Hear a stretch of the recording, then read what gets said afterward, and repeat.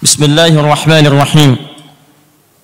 Wa qala Allah Ta'ala, dan Allah Subhanahu wa Ta'ala berfirman, yang firman-Nya ini memberikan pujian dan kemuliaan pada orang-orang yang memiliki pengetahuan dan orang-orang yang berusaha belajar untuk mendapatkan pengetahuan. Karena kita masih di bab yang pertama, ya, atau babul fadlil ilmi wal ulama, bab tentang keutamaan ilmu dan para pemilik ilmu. Innama yakhshallaha min ibadihi al-ulama. Quran surah ke-35 Fatir ayat ke-28, ya, paling kanan sebelah bawah di mushafnya. Innama yakhshallaha min ibadihi al-ulama. Sungguh orang-orang yang punya sifat khasyah kepada Allah itu hanyalah dari kalangan ulama. Saya pernah sampaikan, kalau ada di dalam Al-Quran atau hadis kalimat yang dibuka dengan kata innama, maka hukumnya di ilmu nahwu itu disebut dengan adatul hasri, huruf pembatas. Sifatnya terbatas, hanya pada kalangan itu saja, tidak keluar dari kalangan yang dibincangkan. Jika Allah membuka ayatnya, kalimatnya dengan kata innama, berarti hukumnya terbatas pada informasi di ayat itu saja, tidak boleh keluar dari situ.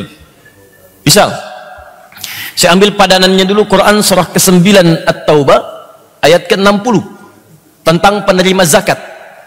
Mustahik zakat itu ada 8 golongan, ya.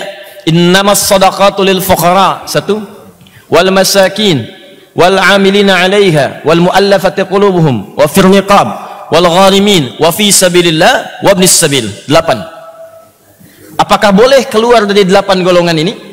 Boleh nggak saya menyalurkan zakat di luar 8 golongan ini? Kata para ulama nggak boleh. Kenapa? Karena ayatnya dibuka dengan innama, adatul hasri, dibatasi kepada 8 golongan ini. Karena itu terjemahannya dikatakan zakat itu hanya boleh dikeluarkan pada 8 golongan ini. Di luar 8 golongan tidak boleh.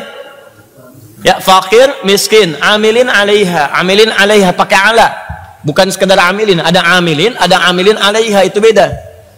Kalau amilin yang terlibat dalam pengelolaan zakat saja, tapi mungkin nyambi, ya, misal dia bekerja tapi iseng-iseng pengen ikut bantu-bantu untuk ngelola zakat, itu amilin.